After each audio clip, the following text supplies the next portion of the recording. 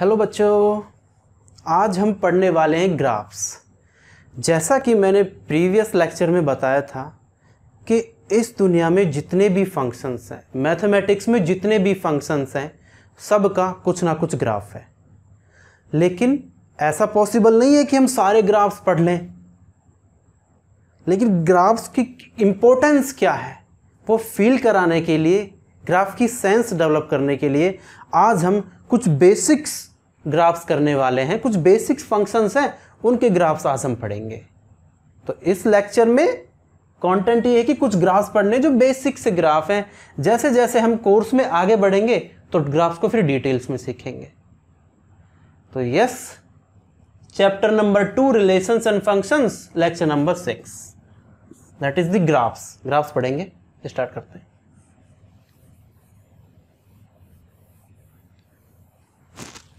Graphs के बारे में पढ़ते हैं ना, जैसे सबसे पहले आज आइडेंटिटी फंक्शन के बारे में देखते हैं कि आइडेंटिटी फंक्शन क्या है।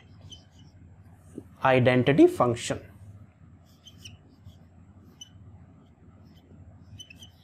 आइडेंटिटी फंक्शन, ये देखते हैं कि आइडेंटिटी फंक्शन क्या है और इसका ग्राफ प्लॉट करेंगे। इसके क्या प्लॉट करेंगे? ग्राफ। देखो, अगर आइडेंटिटी फंक्शन के बारे में हम बात करें, माना कि जो R है, R है set of real numbers. Set of real numbers सबको पता है, R is the set of real numbers.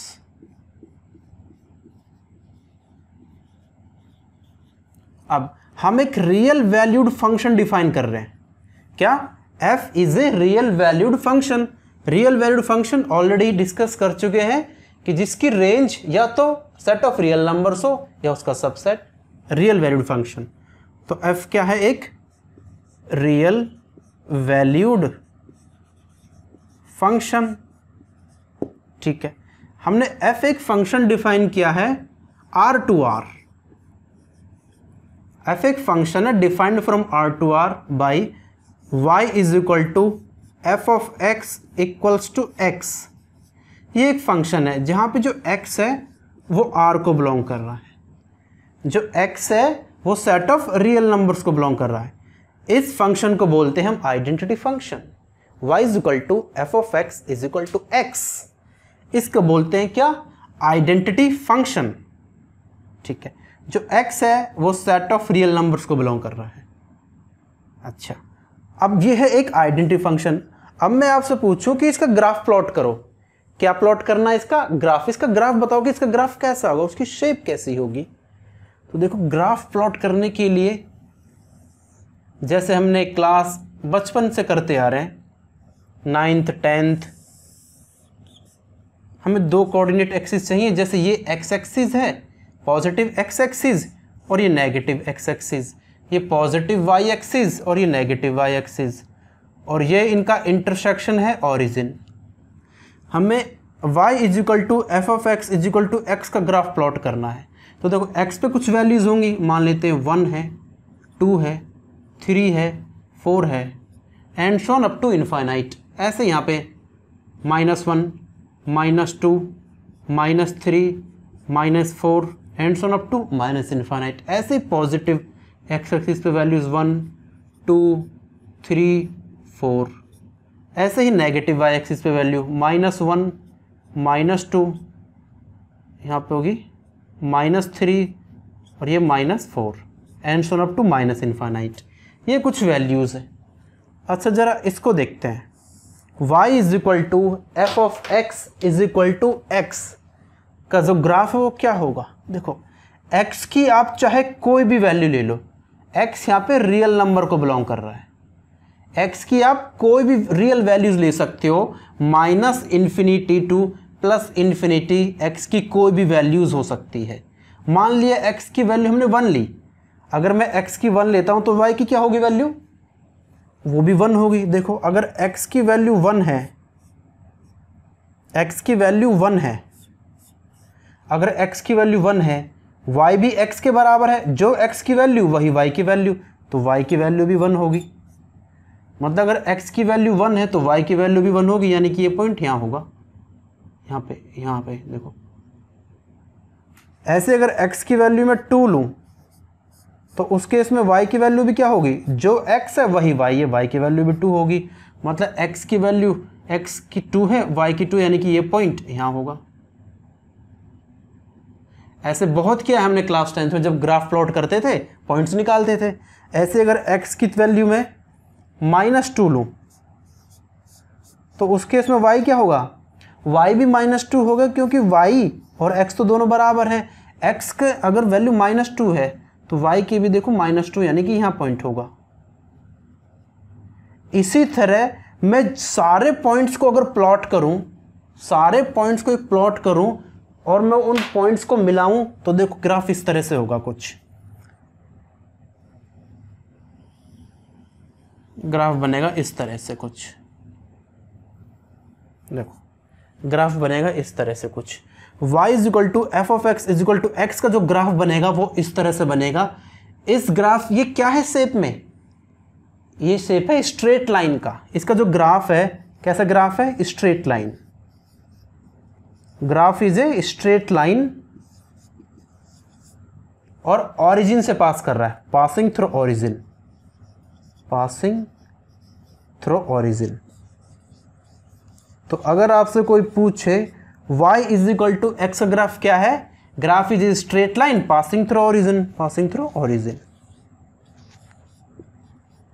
ये ग्राफ है, देखो स्ट्रेट लाइन है, ऑरिजिन से पास कर रहा है। सारे पॉइंट्स को प्लॉट करना इम्पॉसिबल है। कुछ पॉइंट्स को प्लॉट करके देखेंगे तो देखेंगे ग्राफ इस तरह से बनेगा, जो कि एक स्ट्रेट लाइन है, ऑरिजिन से पास कर रहा है। ये ऑरिजिन है, ऑरिजिन से पास करेगा। तो y is equal to f of x is equal to x का ग्राफ है एक स्ट्रेट लाइन, ठीक है। अच्छा, अब मैं पूछूं कि y is equal to f of x is equal to x की डोमेन एंड रेंज क्या है। डोमेन भी और रेंज भी। डोमेन है set of all values of x, set of values of x, या ऐसे भी कह सकते हैं कि सेट ऑफ ऑल इनपुट्स। देखो x तो कोई भी वैल्यूज ले सकता है ना, x की वैल्यू देखो यहाँ गिवन भी है, x belongs to r, x की आप जो मर्जी वैल्यू ले लो, y कुछ ना कुछ वैल्यू देगा। x की किसी भी वैल्यू के लिए y कुछ ना कुछ वैल्यू देगा। मतलब ये जो फंक्शन है x की हर वैल्यू के लिए डिफाइंड है, x की हर वैल्यू के लिए कुछ ना कुछ आउटपुट दे रहा होगा, x की हर वैल्यू के लिए कुछ ना कुछ y की वैल्यू निकल के आ रही होगी। इसीलिए इसकी डोमेन क्या है, इसकी इस फंक्शन की जो डोमेन है वो है r, set of real numbers. Range पूछूं तो रेंज का मतलब है set of values of y। देखो y की भी कुछ भी वैल्यू हो सकती है, आप x की वैल्यू डालो वही y की वैल्यू है, जो x की वैल्यू वही y की वैल्यू है। आप x की किसी वैल्यू के लिए भी y की वैल्यू डिफाइंड है, तो जिसकी रेंज होगी रेंज भी r ही होगी। इस फंक्शन की डोमेन भी r है, रेंज भी r है। ये फंक्शन है आइडेंटिटी फंक्शन का ग्राफ एक स्ट्रेट लाइन होगा, ऑरिजिन से पास करेगा, डोमेन भी r होगी क्योंकि x की हर वैल्यूज के लिए y डिफाइंड है, और y की वैल्यूज भी -∞ से +∞ में कोई भी रियल वैल्यू हो सकती है। ये आइडेंटिटी फंक्शन है। समझ में आया? उम्मीद है कि ये फंक्शन समझ में आया होगा, ग्राफ भी समझ में आया होगा। एक सुंदर सा ग्राफ है। नेक्स्ट फंक्शन है कांस्टेंट फंक्शन। देखते हैं कांस्टेंट फंक्शन।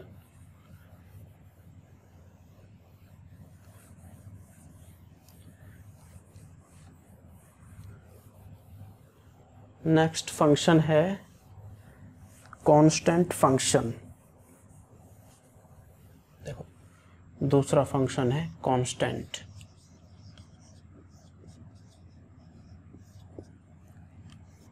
कांस्टेंट फंक्शन, देखो ये मैं शॉर्ट में लिख रहा हूं function, constant function.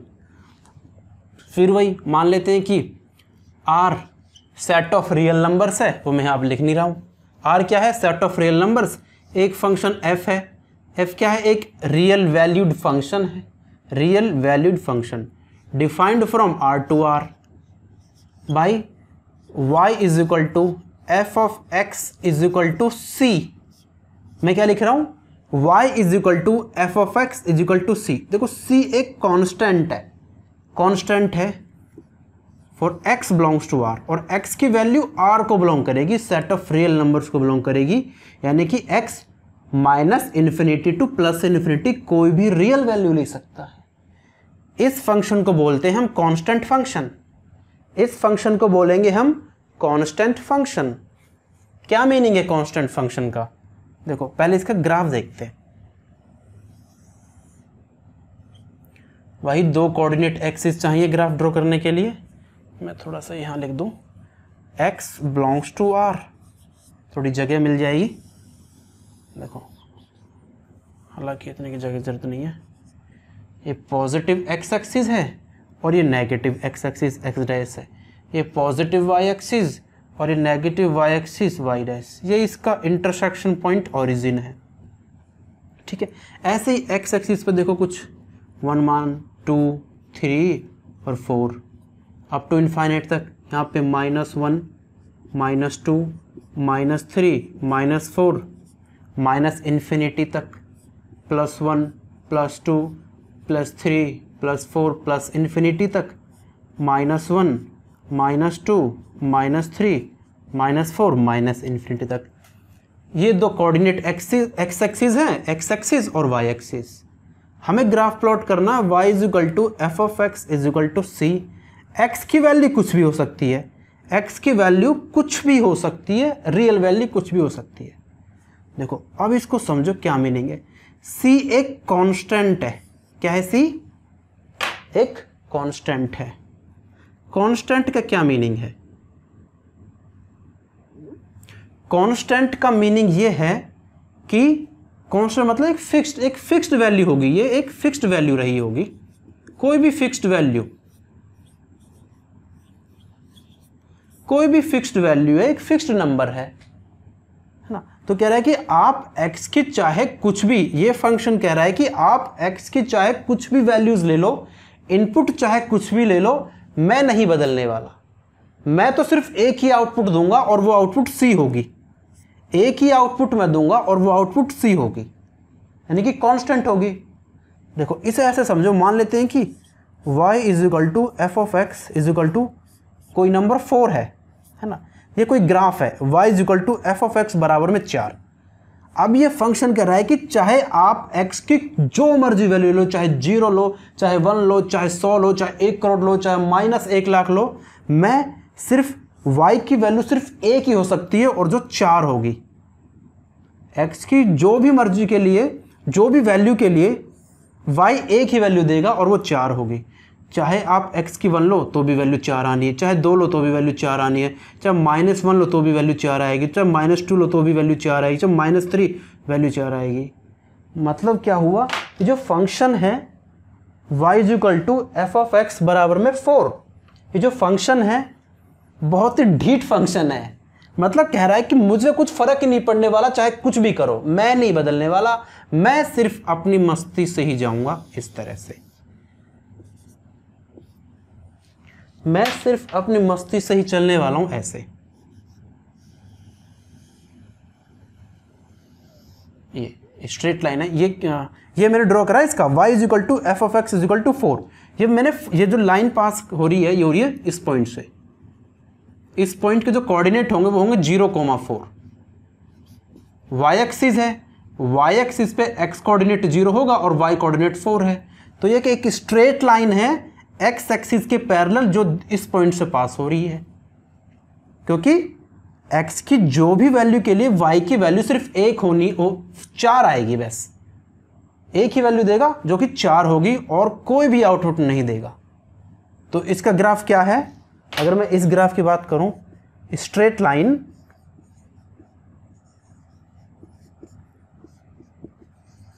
Parallel, straight line passing through किस पॉइंट से पास कर रहा है? 0,4। Straight line passing through point 0,4 and parallel to x axis and parallel to x axis के पैरेलल है ये ग्राफ और इस पॉइंट से पास कर रहा है। यही है इस ग्राफ का मीनिंग, यही है कांस्टेंट फंक्शन का मीनिंग कि मैं इंडिपेंडेंट हूं एक्स के वैल्यूज पे मैं डिपेंड ही नहीं कर रहा, तभी तो कांस्टेंट लाइन है एक्स एक्सिस के पैरेलल, क्योंकि फर्क ही नहीं पड़ रहा उसे। अच्छा, इस फंक्शन की मैं पूछूं कि डोमेन एंड रेंज क्या है, अगर मैं आपसे पूछूं कि इस फंक्शन की डोमेन क्या है एंड रेंज क्या है, डोमेन भी बताओ और रेंज भी बताओ। देखो क्वेश्चन में ऑलरेडी गिवन था कि x belongs to R, x है जो इनपुट वैल्यूज है वो कुछ भी हो सकती है, कोई भी रियल वैल्यू हो सकती है, तो डोमेन होगी set of real numbers. Range देखो, रेंज होती है set of values of y की क्या वैल्यू आ रही है, x की किसी भी वैल्यू के लिए, x के किसी भी मान के लिए y की सिर्फ एक ही मान है जो 4 है। तो यानी कि इस केस में जो इसकी रेंज होगी ना, वो एक सेट होगी जिसमें ओनली एलिमेंट 4 होगा, यही तो है रेंज, क्योंकि y की सिर्फ एक ही वैल्यू आनी है, वो होगी 4, इसके अलावा कोई वैल्यू नहीं आनी। डोमेन R है और रेंज इज दिस। बात आई समझ में? तो उम्मीद है बात पकड़ में आ रही होगी, बहुत आसान सा ग्राफ है कांस्टेंट फंक्शन का। ठीक है, तो हम नेक्स्ट फंक्शन देखते हैं, पॉलिनोमियल फंक्शन के बारे में स्टडी करते हैं। पॉलिनोमियल फंक्शन, उम्मीद है ये समझ में आ रहा होगा, इजी सा टॉपिक है ग्राफ्स, लेकिन इंपॉर्टेंट बहुत है।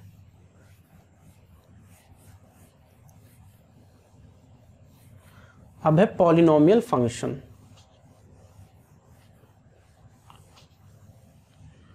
पॉलिनोमियल फंक्शन, पॉलिनोमियल फंक्शन, ये मैं शॉर्ट में लिख रहा हूं फंक्शन, ध्यान रखना फंक्शन। पॉलिनोमियल फंक्शन के बारे में अगर हम बात करें तो वही सेम चीज मान लेते हैं कि R एक सेट ऑफ रियल नंबर्स है, हमें फंक्शन f डिफाइंड कर रहे हैं फ्रॉम R टू R, और वो फंक्शन ये है y बराबर है f ऑफ x बराबर है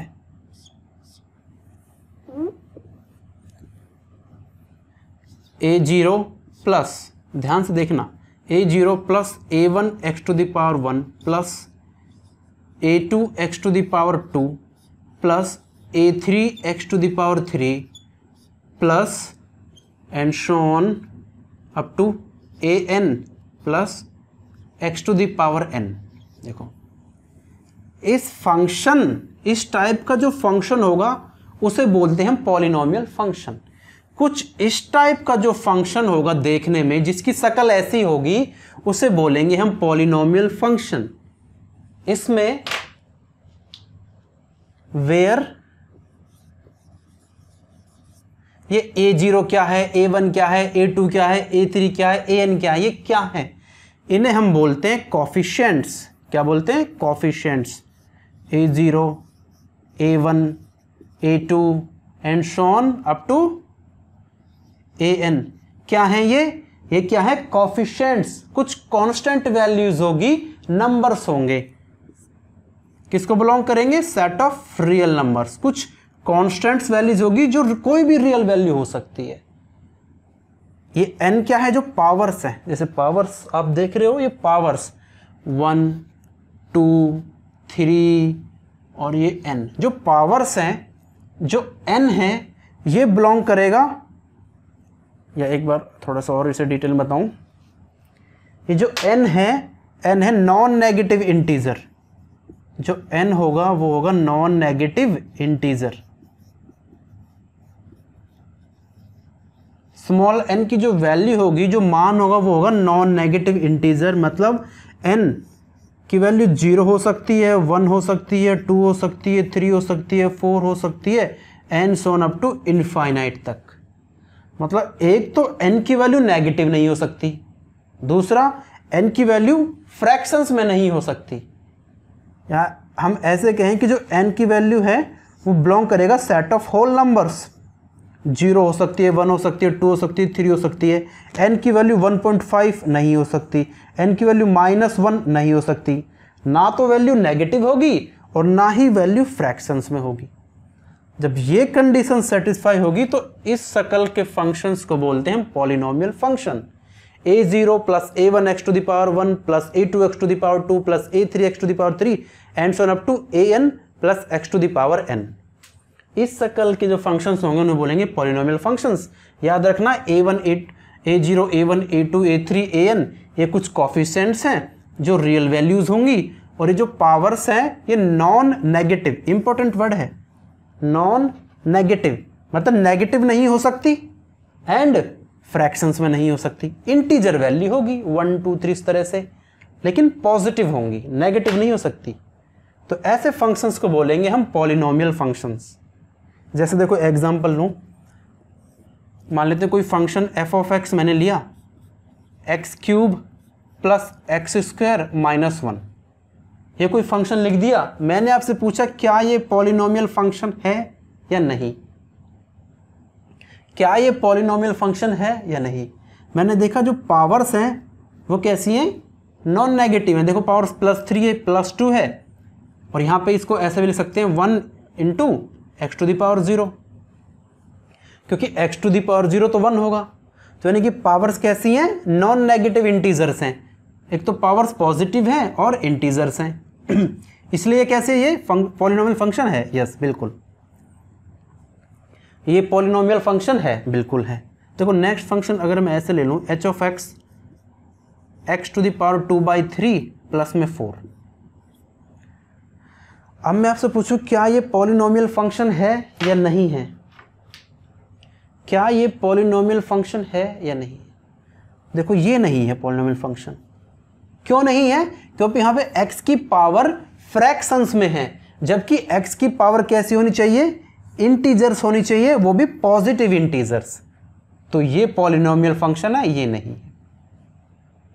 इतनी कहानी है पॉलिनोमियल फंक्शंस की। तो देखो इनका ग्राफ देखते हैं। ग्राफ इसी के ऊपर बेस्ड ना, पॉलिनोमियल फंक्शन के ऊपर बेस्ड ग्राफ है, graph of x square and graph of x cube. ये देखते हैं, देखो ग्राफ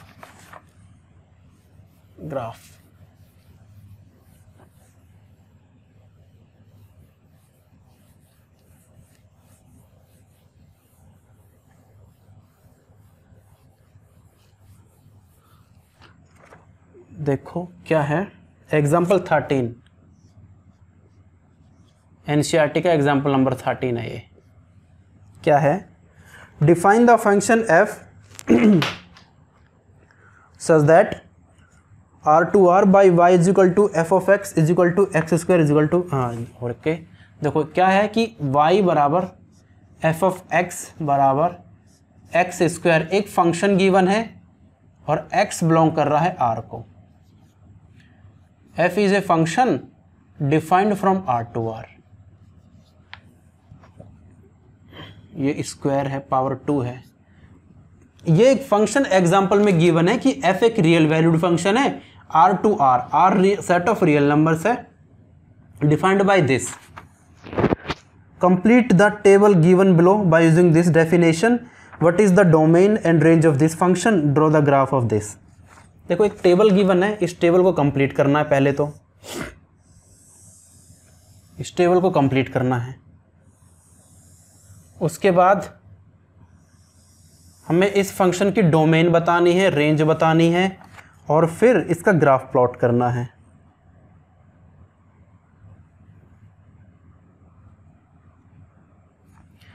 तो ये x की वैल्यूज हैं और ये y की वैल्यू है। x की वैल्यूज है -4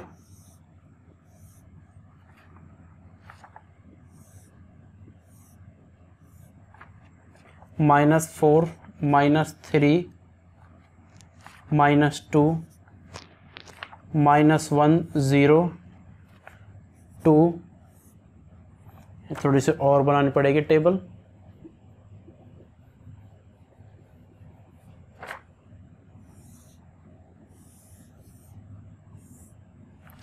टू फिर 3 है और ये फिर 4 हो गया। -4 -3 ठीक है। हमें निकालना है y is equal to f of x is equal to this. ठीक है, ये टेबल हमें कंप्लीट करनी है। ये एग्जाम्पल में गिवन है कि y is equal to f of x is equal to x square, कोई एक फंक्शन स्क्वायर फंक्शन गिवन है, ये x की वैल्यूज दे रखी हैं, x की इन वैल्यूज के लिए, इन इनपुट्स के लिए हमें आउटपुट निकालनी है, y की वैल्यू निकालनी है। अब y की वैल्यू किसके बराबर है, y की वैल्यू बराबर है एक्स स्क्वायर के, है ना, y की वैल्यू एक्स स्क्वायर की तो बराबर है, क्वेश्चन में गिवन है, एग्जाम्पल में गिवन है। फिर हमें डोमेन भी बताना है, रेंज भी बताना है, और फिर इस फंक्शन का ग्राफ प्लॉट करना है। तो सबसे पहले देखो टेबल कंप्लीट करते हैं। पहले तो टेबल है जी, ये टेबल में हमें ये दे रखा है जी, देखो y is equal to f of x equals to x square. अगर मैं x की वैल्यू लेता हूँ कितनी, -4, अगर x की वैल्यू है -4 तो y की वैल्यू है एक्स स्क्वायर के बराबर, तो यानी कि y की वैल्यू है कितनी, एक्स स्क्वायर के बराबर। ये हो जाएगा f ऑफ -4, -4 का स्क्वायर करेंगे तो -4 का स्क्वायर करेंगे तो आएगा 16, -4 का स्क्वायर करेंगे तो आएगा 16, तो आ जाएगा 16। अब x की वैल्यू लेते हैं -3, जब x की वैल्यू -3 होगी तो y बराबर हो जाएगा f ऑफ -3, -3 तो जाएगा -3 का स्क्वायर, -3 का स्क्वायर करेंगे तो आएगा 9।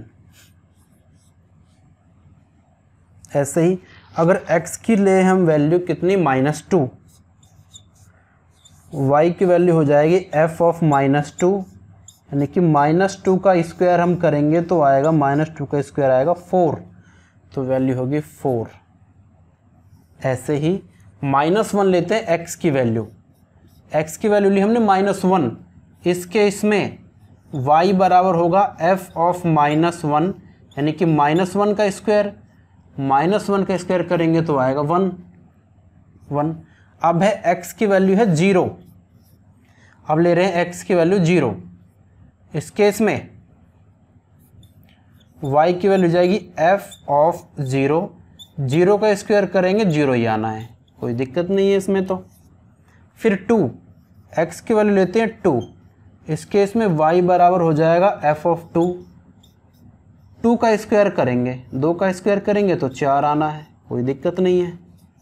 फिर लेते हैं x की 3, x की 3 ली तो y बराबर हो जाएगा f ऑफ 3, 3 का स्क्वायर करना है, 3 का स्क्वायर करेंगे तो बिल्कुल कर देंगे, 9 आ जाएगा।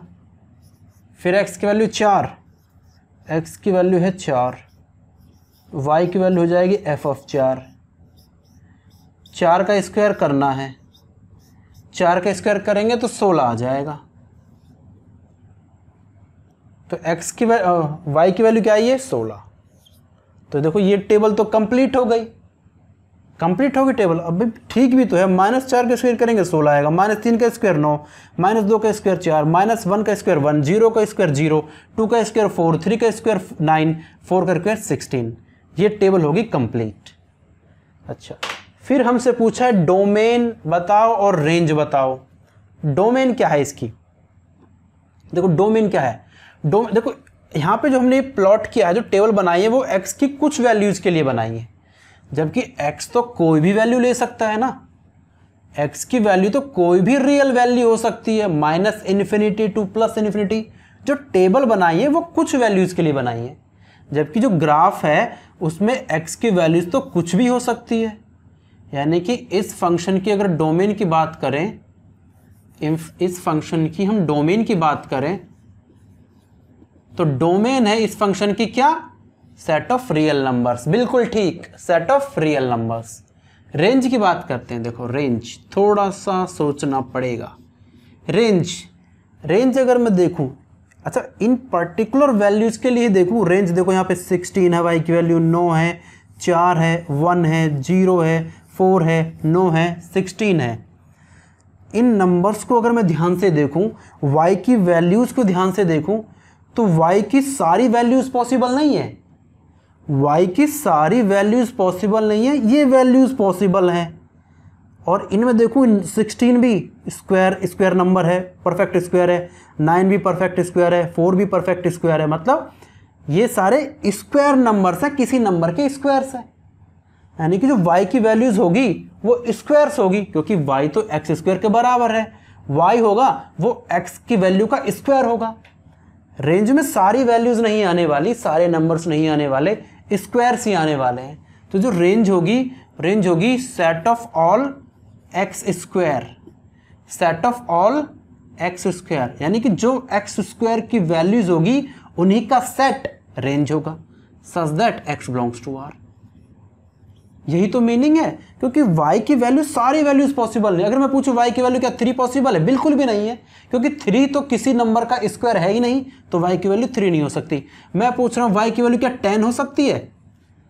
क्या y की वैल्यू 10 हो सकती है? बिल्कुल नहीं हो सकती। क्यों नहीं हो सकती? क्योंकि 10 तो किसी भी नंबर का स्क्वायर है ही नहीं, बिल्कुल नहीं होगी।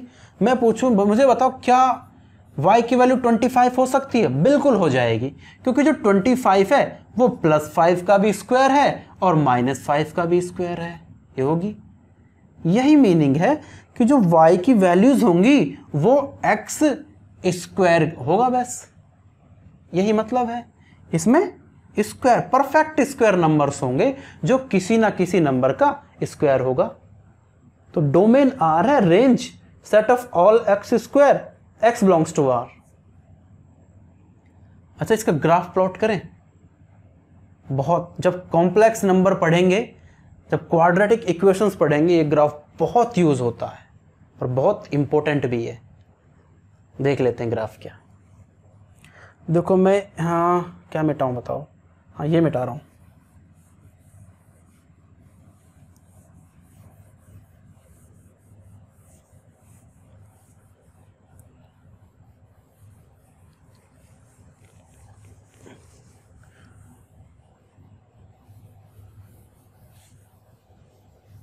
ग्राफ देखते हैं इसका।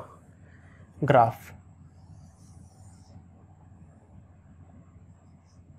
देखो, सारे पॉइंट्स प्लॉट करने की जरूरत नहीं है, बस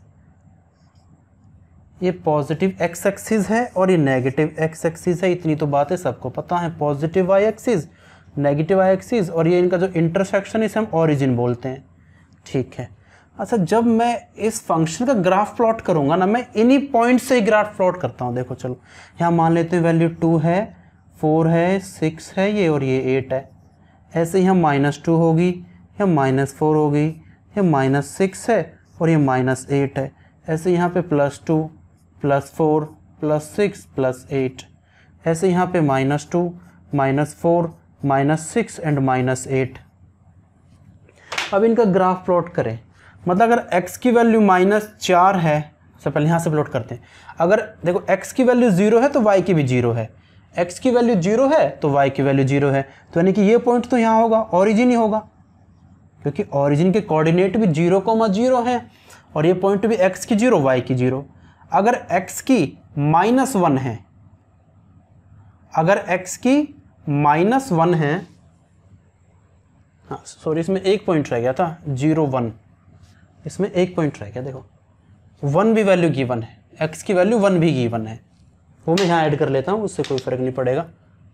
अगर x की वैल्यू 1 गिवन है, अगर x की वैल्यू 1 है तो y जो कि एक्स स्क्वायर के बराबर है, तो 1 का स्क्वायर करेंगे तो 1 ही आएगा, ठीक है। ठीक है, चलो कोई नहीं, ये पॉइंट रह गया था। अगर x की वैल्यू 1 है तो y की वैल्यू 1 आएगी, क्योंकि 1 का स्क्वायर करेंगे 1 ही आएगा, ठीक है। अच्छा देखो, अगर x की वैल्यू में 1 लूँ, अगर x की वैल्यू 1 लूँ तो वैल्यू आती है 1, अगर x की वैल्यू तो वैल्यू आएगी 1, यानी कि यहाँ जाके कहीं होगा, x का 1 इन दोनों के बीच में होगा और y का 1 इन दोनों के बीच में होगा, यानी कि पॉइंट होगा यहाँ जाके कहीं। ये बस मैं दिखा रहा हूँ किस तरह से प्लॉट करना है। अगर x की वैल्यू -1 है तो भी y की वैल्यू 1 है, अगर x की वैल्यू +1 है तो भी y की वैल्यू +1 है, यानी कि अगर x की वैल्यू -1 यहाँ है तो भी y की वैल्यू +1 आ रही है। बात आ रही पकड़ में? देखो, x की वैल्यू अगर +1 है तो भी y की वैल्यू +1, x की वैल्यू -1 है तो भी y की वैल्यू +1, x की वैल्यू अगर 1 है तो भी y की वैल्यू +1, x की वैल्यू अगर -1 है तो भी y की वैल्यू +1। ऐसे अगर x की वैल्यू में 2 लूँ, देखो 2 ये रहा, तो y की वैल्यू है 4, तो 4 हो जाए यहाँ जाके, ये पॉइंट है। अगर x की वैल्यू -2 है तो भी y की वैल्यू है +4, यानी कि यहाँ जाके पॉइंट होगा, ये रहा यहाँ बनेगा। इसी तरह से जब मैं सारे पॉइंट्स को प्लॉट करूंगा और उन्हें मिलाऊंगा तो ग्राफ बनेगा इस तरह का कुछ।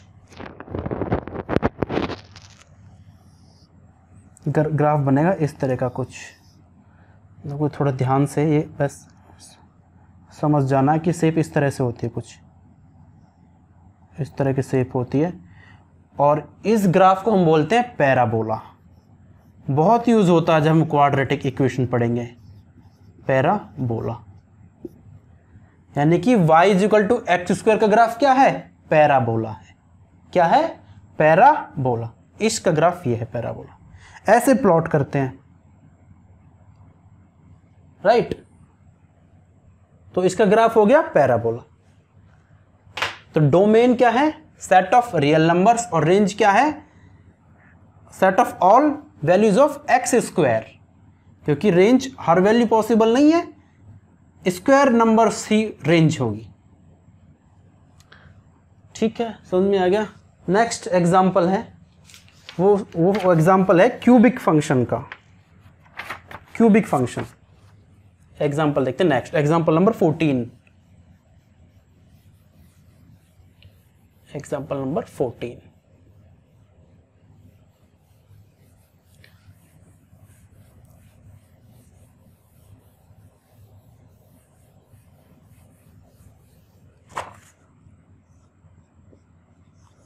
एग्जाम्पल नंबर 14 क्या है? 14, draw the graph of the function f such that f is a function defined from r to r, defined by this y is equal to f of x। एक function इस तरह से given है, f of x is equal to x cube, और यहाँ पे x है वो r को बिलोंग कर रहा है, x बिलोंग कर रहा है r को। देखो डायरेक्टली ग्राफ ड्रॉ किए बिना भी हम डायरेक्टली बता सकते हैं कि इसकी जो डोमेन है ना वो r है। डोमेन है वो है set of real numbers. Domain होती है x की वैल्यूज का सेट जिन पे y डिफाइंड हो। तो x की कोई भी वैल्यू ले लो, उस पे कुछ ना कुछ y निकल के आ रहा होगा, यानी कि डिफाइंड होगा, तो डोमेन तो r हो गई। एनीवे, नेक्स्ट क्वेश्चन पे आते हैं हम। ड्रॉ, इसका हमें ग्राफ ड्रॉ करना है। देखो हमें क्या करना है? इसका ग्राफ ड्रॉ करना है। ये क्यूबिक फंक्शन है।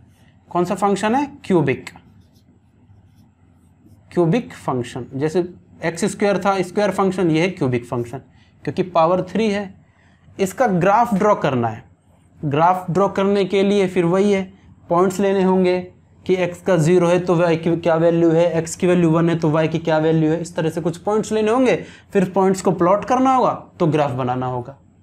देखो जैसे मैं लेके भी दिखा देता हूँ। मान लेते हैं कि अगर हम x की वैल्यू ली 0, x की वैल्यू ली 0, तो f ऑफ 0 की वैल्यू क्या हो जाएगी? 0 का क्यूब करेंगे तो 0 ही आएगा, इसमें तो कुछ डाउट नहीं है। x की वैल्यू ले ली -1, तो f ऑफ -1 की वैल्यू हो जाएगी -1 का क्यूब करेंगे तो -1 ही आएगा।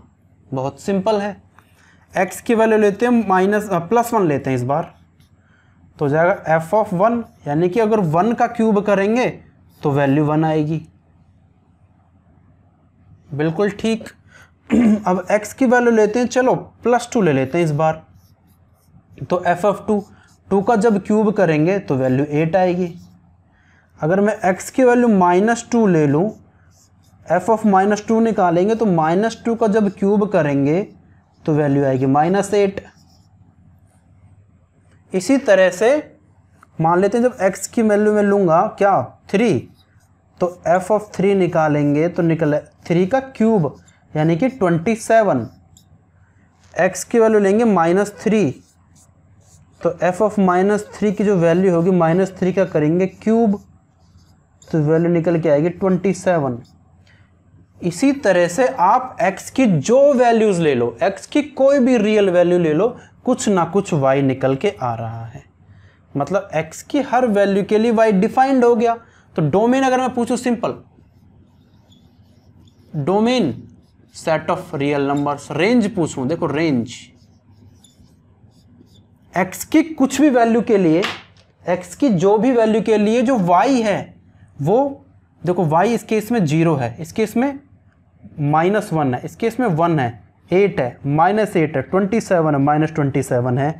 यानी कि जो y की वैल्यूज़ है ना वो परफेक्ट क्यूब्स हैं, परफेक्ट क्यूब्स हैं। यानी कि जैसे -27 भी एक -3 का क्यूब होता है, -8 2 का क्यूब है, और 8 2 का क्यूब है, 1 1 का क्यूब है, -1 -1 का क्यूब है, ठीक है, -27 -3 का क्यूब है। यानी कि जो y की वैल्यूज़ आ रही हैं वो क्यूब्स आ रही हैं, किसी नंबर का क्यूब्स, यानी कि परफेक्ट क्यूब्स हैं।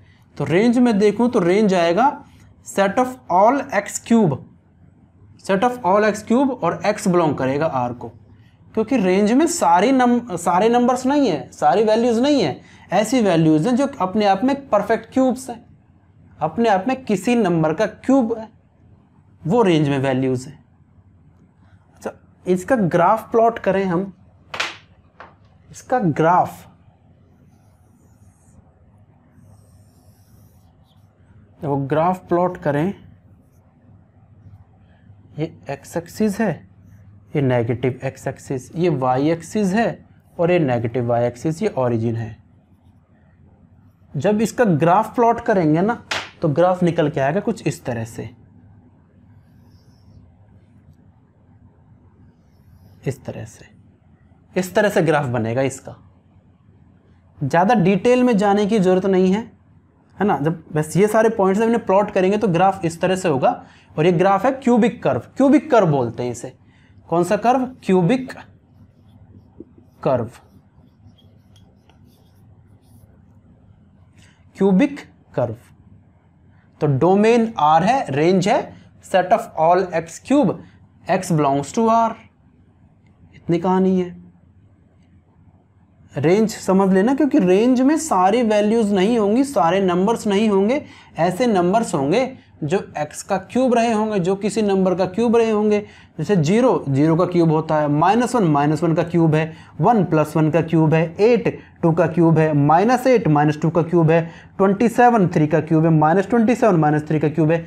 अगर मैं आपसे पूछूं क्या रेंज में 15 होगा, क्या रेंज में नंबर 15 होगा? नहीं होगा, क्योंकि 15 तो किसी भी नंबर का क्यूब नहीं है।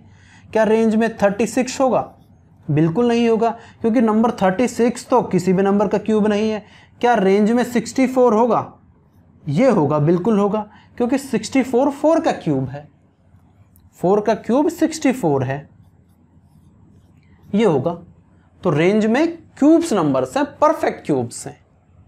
That is the story of the cubic function. ये क्यूबिक फंक्शन की कहानी है, ये इसका ग्राफ है। ज़्यादा डिटेल में अभी नहीं जाना है। जैसे जैसे हम सिलेबस कंप्लीट करेंगे, कोर्स आगे करेंगे, तो वहाँ पे जब ये आएंगे तो और ज़्यादा डिटेल में पढ़ेंगे। अभी के लिए सिर्फ इतना ही बहुत है अभी के लिए। नेक्स्ट फंक्शन देखते हैं, रैशनल फंक्शन। रैशनल फंक्शन ये तीसरा था, अब तो थे चौथा, जो कि रैशनल फंक्शंस के बारे में है। फिर उसका भी ग्राफ देखेंगे।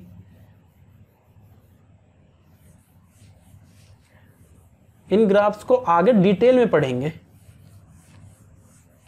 जैसे जब हम ज्योमेट्री पढ़ेंगे, स्ट्रेट लाइंस पढ़ेंगे, तो वो ग्राफ डिटेल में आएगा। जब क्वाड्रेटिक इक्वेशंस, कॉम्प्लेक्स नंबर्स पढ़ेंगे तो पैराबोला डिटेल में आएगा। ऐसे ही रैशनल फंक्शंस, रैशनल फंक्शंस की बात करते हैं हम। देखो, रैशनल फंक्शंस, अगर मैं आपसे पूछूं कि रैशनल नंबर क्या है, रैशनल नंबर, जैसे देखो 4/5 एक रैशनल नंबर है, मतलब उसमें न्यूमरेटर पार्ट भी है, डिनोमिनेटर पार्ट भी है। न्यूमरेटर और डिनोमिनेटर इंटीजर होगा, और जो डिनोमिनेटर है वो 0 के इक्वल नहीं होना चाहिए। वो सारे रैशनल नंबर्स हैं, जैसे जिन्हें हम p/q की फॉर्म में लिख सकते हैं, और जो q है वो 0 के बराबर नहीं हो सकता। यानी कि डिनोमिनेटर में हम 0 नहीं रख सकते। क्यों नहीं रख सकते? हमें ये पता है कि something divided by 0, something divided by 0 मतलब किसी को हम किसी नंबर को हम 0 से डिवाइड नहीं कर सकते।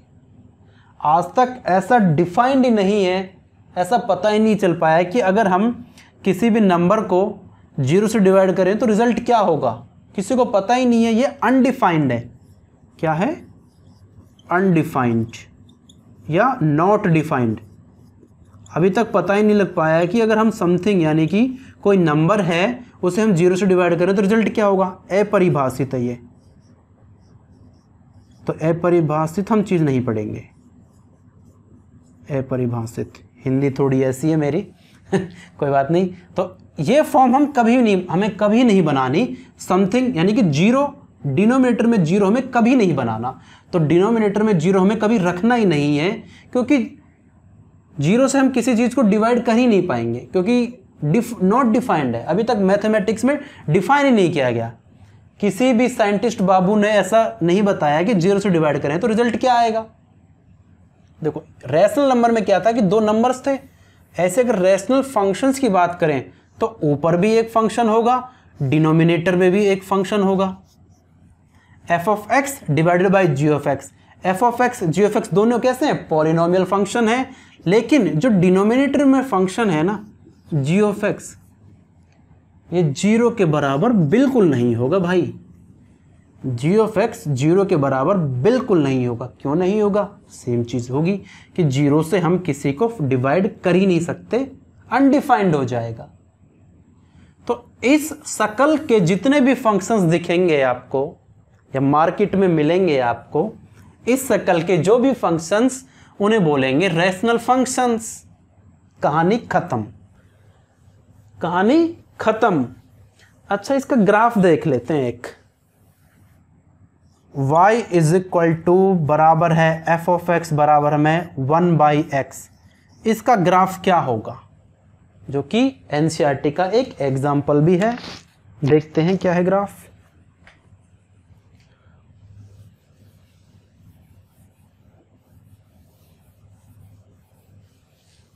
देखो ये ग्राफ भी बहुत यूज होता है वैसे। Example number 15। तो मुझे ज़्यादा जगह चाहिएगी तो मैं मिटा रहा हूँ बच्चों, ठीक है। एग्जाम्पल नंबर 15 है एनसीईआरटी का। Define the real valued function F. F एक रियल वैल्यूड फंक्शन है। किस तरह से डिफाइंड है? आर माइनस, ये सेट घटा दिया हमने, 2r defined by this. y बराबर में है एफ ऑफ एक्स के, बराबर में है 1/x के। जहाँ पे x बिलोंग करेगा सेट ऑफ रियल नंबर को, एक्सेप्ट 0 नहीं होगा। बिल्कुल ठीक है।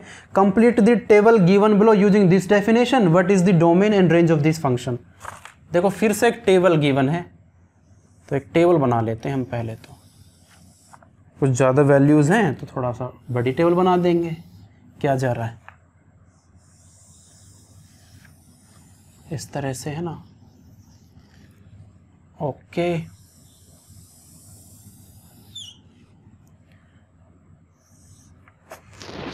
ये x है और ये y बराबर में 1/x का कॉलम है। तो x की वैल्यू है -2, फिर है -1.5, फिर है -1, फिर है -0.5, फिर है 0.25, फिर है 0.5, फिर है 1, फिर है 1.5 और लास्ट है 2। ये कुछ x की वैल्यूज़ हैं। कौन कौन सी? -2, -1.5, -1, 0.5, 0.25, 0.5, 1, 1.5 एंड 2। इनके लिए पहले तो ये टेबल कंप्लीट करनी है। टेबल कंप्लीट करनी है मतलब हमें कॉरस्पॉन्डिंग y की वैल्यूज़ निकालनी है। अगर x की वैल्यू -2 होगी तो y की क्या होगी, इस तरह से। फिर डोमेन बतानी है, डोमेन बतानी है, रेंज बतानी है, फिर ग्राफ ड्रॉ करना है। तो चलो फिर वैल्यूज़ निकालते हैं। ये पॉइंट है, डेसिमल डेसिमल पॉइंट। चलो फिर वैल्यूज़ निकालते हैं। देखो जो y है वो इसके बराबर है, y किसके बराबर है, 1/x के बराबर है, ये तो ऑलरेडी गिवन है। अच्छा हमने ले लिए x की -2, x की वैल्यू है -2 देखते हैं -2 के लिए y की क्या वैल्यू आएगी। y की वैल्यू है जो y बराबर में है 1/x, यानी कि 1/x, x है -2, x है -2, यानी कि 1/2, 1 को हम 2 से डिवाइड करें तो आएगा -0.5, 1 का आधा -0.5 ही होगा, यानी कि अगर x की वैल्यू -2 हो तो y की वैल्यू आएगी -0.5, -0.5। अगर x लेते हैं हम माइनस में 1.5 तो y है 1 डिवाइडेड बाई x, x की वैल्यू है -1.5, तो माइनस तो देखो यहाँ कर दो आप। अब ये 1.5 है, जो 1.5 होता 3/2, 1.5 है 3/2, हम 3/2 लिख सकते हैं, 2 ऊपर जाएगा तो जब माइनस में 2/3, ये है माइनस में 2/3, जब 2 को 3 से डिवाइड करोगे तो ये मिलेगा 0.67, हालांकि 0.6666 मिलता है तो राउंड ऑफ करके हम मान लेंगे 0.67 आ जाएगा। तो यानी कि अगर x की वैल्यू -1.5 है तो y आता है -0.67। कोई प्रॉब्लम नहीं है इसमें, तो बिल्कुल नहीं है। अब x की वैल्यू है -1, अगर x की वैल्यू है -1 तो y क्या आएगा, y बराबर है 1/x, 1/x, x की वैल्यू -1 है तो ये क्या आएगा, -1 ही निकल के आएगा, यानी कि अगर x -1 है तो y भी -1। अब चलते हैं इस पे, x बराबर है माइनस में 0.5, इतनी सी कहानी, तो y आ जाएगा 1/x, x माइनस का 0.5, अब 0.5 होता 1/2, यानी कि ये 0.5 है 1/2, 2 ऊपर पलट जाएगा तो हो जाएगा माइनस में 2/1, यानी कि माइनस में 2। अगर x की वैल्यू -0.5 है तो y है माइनस में 2। ठीक है। अच्छा अब इन x की वैल्यूज़ के लिए और निकालना है, अब मेरे पास जगह है नहीं तो मैं ये रफ कर रहा हूँ, इसलिए साथ के साथ नोट करते रहो।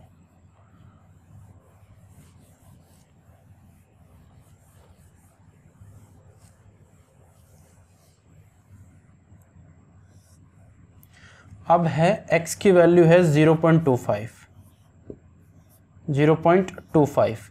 देखो 0.25 को पहले फ्रैक्शन में कन्वर्ट कर लेते हैं। कैसे करते हैं ये 0.25, 25/100 ऐसे तो करेंगे, पॉइंट हटाएंगे तो अपॉन में 100, इसे कैंसिल करेंगे तो आएगा 1/4, यानी कि 0.25 बराबर है 1/4 के। x की वैल्यू आ गई है, y है 1/x, 1/x, x है 1/4, ये पलट जाएगा तो y की वैल्यू आ जाएगी 4। x की वैल्यू अगर 0.25 है तो y आ जाएगा 4, बात खत्म। अब देखो x की वैल्यू है 0.5, अगर x की वैल्यू 0.5 है, 0.5 है 1/2 तो y बराबर है 1/x, x है 1/2, तो 2 पर पलट जाएगा, यानी कि y की वैल्यू 2 हो जाएगी, y की वैल्यू हो जाएगी 2। अब x की वैल्यू है 1, अगर x की वैल्यू 1 है तो जो y बराबर है 1/x, तो 1/1 यानी कि 1 ही आएगा। x है 1.5, x क्या है 1.5, 1.5 का मीनिंग होता 3/2, 1.5 यानी कि 3/2, 3 को 2 से डिवाइड करेंगे तो 1.5 आएगा। अच्छा अब हम अगर y निकालें, y है 1/x, x है 3/2, तो ये 2 पर पलटेगा तो हो जाएगा 2/3, जब 2/3 आप करोगे तो आएगा 0.67, 2/3 करोगे तो आएगा 0.67। लास्ट वैल्यू है 2 की। तो देखो यहाँ लिख लूँ, x है 2 तो y की वैल्यू होगी 1/2 यानी कि 0.5, तो x की वैल्यू आ गई 0.5। तो टेबल हो गई कंप्लीट। x की इन वैल्यूज के लिए y की ये वैल्यूज आ गई। हमने कुछ नहीं किया, y is equal to 1/x किया, थोड़ी सी काटा पीटी मचाई तो वैल्यू आ गई। ये तो बहुत ही बेसिक सी मैथमेटिक्स है ना, डिविजन है बस, और कुछ नहीं किया। तो ये टेबल बन गई ना टेबल। ठीक है, अब इसका ग्राफ भी प्लॉट करना है और डोमेन भी बतानी है, रेंज भी बतानी है। डोमेन भी बतानी है और रेंज भी बतानी है, तो फिर मैं पहले ये मिटा दूं, टेबल से काम चल जाएगा।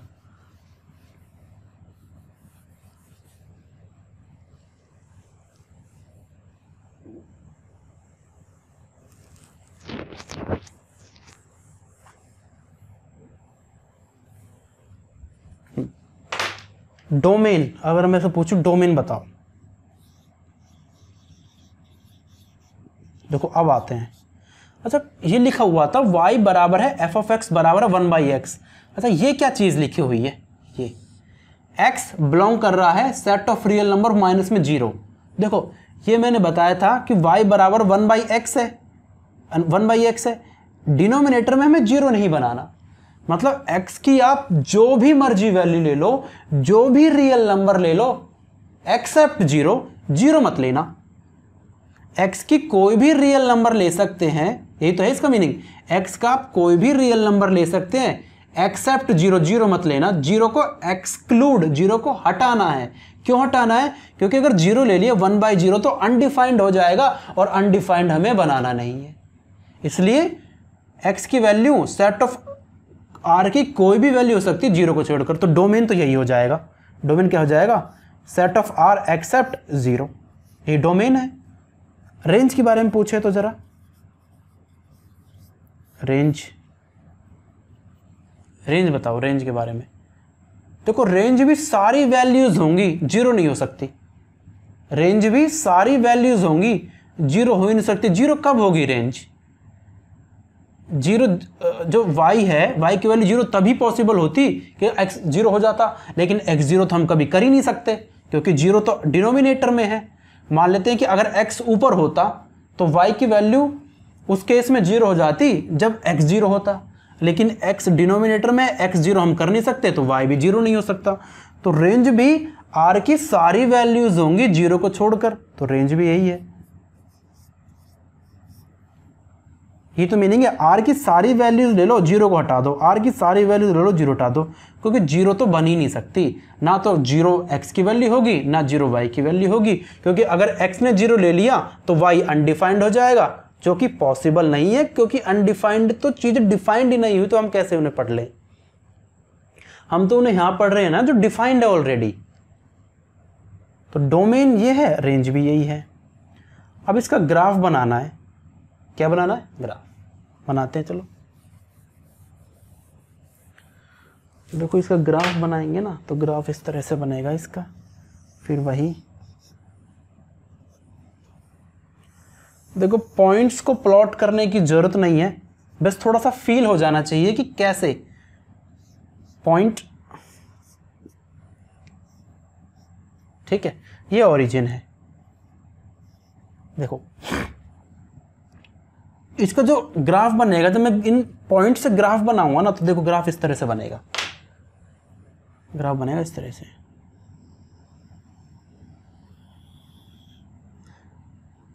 ये ऐसा हो जाएगा। बन जा। अरे यार,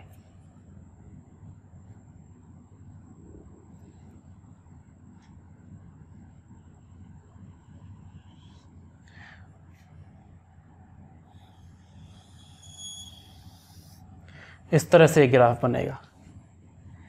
इसका जो ग्राफ बनेगा y is equal to f(x) बराबर 1/x का ग्राफ होगा ये इस तरह से। इसे बोलते हैं हाइपरबोला। इस ग्राफ का नाम है हाइपरबोला। ये यूज होंगे आगे जब हम पढ़ेंगे और डिटेल में भी पढ़ेंगे इसको। हाइपरबोला लेकिन एज ऑफ नाउ अभी के लिए इतना काफ़ी है।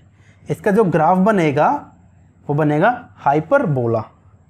ये ग्राफ है, सुंदर सी जो ये फिगर है इसका नाम है हाइपरबोला।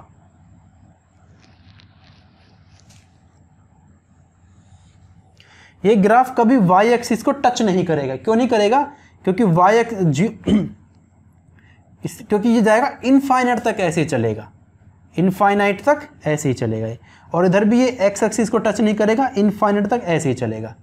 ठीक है, ये ग्राफ है। तो आज इतना ही रखते हैं, फिर अभी कुछ और फंक्शंस पेंडिंग है, उन फंक्शंस को मान लेते हैं पार्ट 1 हो गया। उन फंक्शंस का जो ग्राफ है वो पार्ट 2 में डिस्कस कर लेंगे। जैसे मॉडुलस फंक्शन बच गया है, सिग्नम फंक्शन है भी, और ग्रेटेस्ट इंटीजर फंक्शंस है, वो नेक्स्ट पार्ट में कर लेंगे। और फिर इनकी फंक्शंस के कुछ अलजेब्रा है, जैसे दो फंक्शंस को मल्टीप्लाई कैसे करना है, दो फंक्शंस को डिवाइड कैसे करना है, एडिशन कैसे करना है, सब्ट्रैक्शन कैसे करना है, एक कांस्टेंट नंबर से फंक्शन को कैसे मल्टीप्लाई करना है, यह अभी पढ़ना बाकी है। ये हम नेक्स्ट वीडियो में मिलेंगे, नेक्स्ट वीडियो मिलते हैं।